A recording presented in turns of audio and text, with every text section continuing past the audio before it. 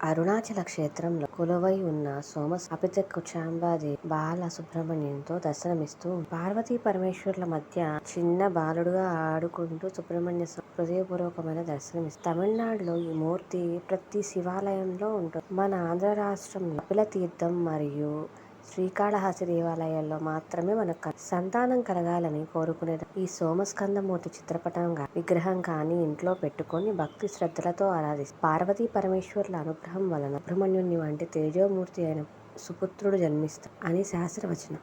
అంతేకాదు పిల్లలు ఉన్నవారైనా సోమస్కంద మూర్తిని ఆరాధిస్తే పిల్లలు చక్కని తెలివితేటలు, బుద్ధి కుశలత, చురుకుదనం, తేజస్సు పొందుతారు. అందుకే తమిళనాట సోమస్కందమూర్తి ఆరాధన విశేషంగా చెప్పుకుంటారు. అంతే విశేషంగా చేస్తూ ఉంటారు. ఉమాస్కందమూర్తి. సోముడు అనగా శివుడు, ఉమాదేవి అనగా పార్వతీదేవి, స్కందుడు అనగా